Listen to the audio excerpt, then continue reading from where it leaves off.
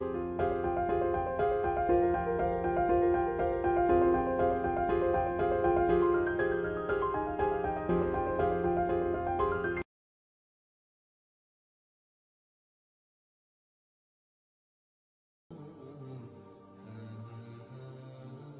باللہ من الشیطان الرجیم بسم اللہ الرحمن الرحیم ان اللہ لا یستحیی ان یضرب مثلا ما بعوضۃ فما فوقها فاما الذین آمنوا فیعلمون انہ الحق من ربهم واما الذین کفروا فیقولون ماذا اراد اللہ بہذا مثلا یضل بہ کثیرا ویہدی بہ کثیرا وما یضل بہ الا الفاسقین۔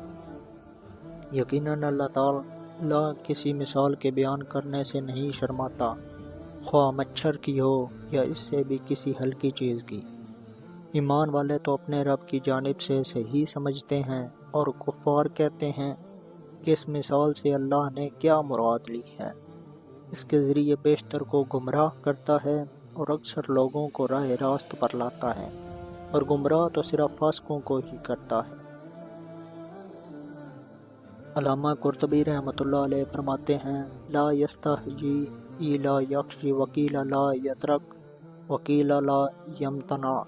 مقصد ہوا کہ کسی حقیقت کو واضح کرنے کے لیے اگر مکھی، مکڑی، مچھر یا اس سے بھی حقیر ترین چیز سے مثال دینا ضروری ہو تو اللہ تعالیٰ کسی کے اعتراض کے ڈر سے ایسی مثال کو ترک نہیں فرماتا۔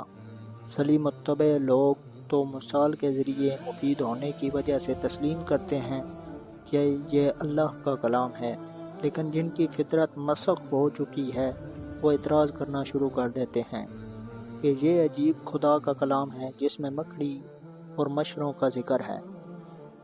الدلال اصلاح الہلاک۔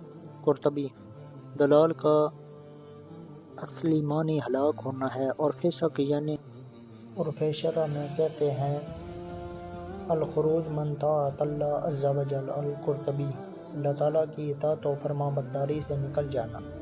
ان کی نافرمانی کی نوعیت اگلی آیت میں تفصیلاً بیان فرما دی۔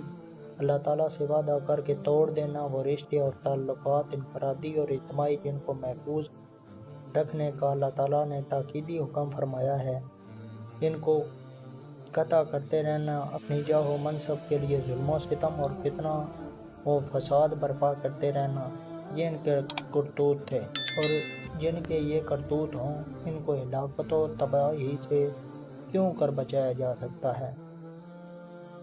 نقض میثاق و شکست و بہا موجب لعنت شودر تر انتہا۔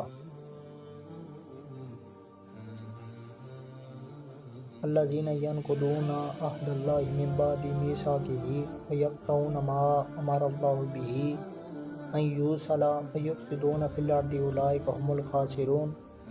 جو لوگ اللہ تعالیٰ کے مضبوط عہد کو توڑ دیتے ہیں اور اللہ تعالیٰ نے جن چیزوں کے جوڑنے کا حکم دیا ہے انہیں کاٹتے ہیں اور زمین میں فساد پھیلاتے ہیں، یہی لوگ نقصان اٹھانے والے۔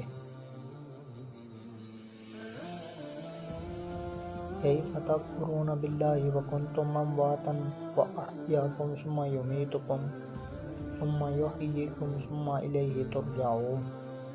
تم اللہ کے ساتھ کیسے کفر کرتے ہو حالانکہ تم مردہ تھے، اس نے تمہیں زندہ کیا، پھر تمہیں مار ڈالے گا، پھر زندہ کرے گا، پھر اسی کی طرف لوٹائے جاؤ۔ عذرا حیرت و تعجب کفار سے پوچھا جا رہا ہے کہ اتنی آفاقی اور انفسی ظاہری اور باطنی دلیلوں کے باوجود وہ کفر کی جرات کیسے کر رہے ہیں۔ یہاں دو چیزیں قابل غور ہیں۔ پہلی یہ کہ اللہ تعالیٰ کے انعامات کا بیان مقصود ہے، تو پھر موت کا ذکر کیوں کیا؟ اس کا جواب تو یہ ہے کہ کیوں کر یہ موت انسان کو فانی زندگی سے نکال کر ابدی اور دائمی زندگی کی طرف لے جاتی ہے، تو یہ موت ہزار نعمتوں سے بھی بڑی نعمت ہے۔ دوسری قابل غور چیز یہ ہے کہ یہاں دو موتوں، دو زندگیوں کا ذکر ہے۔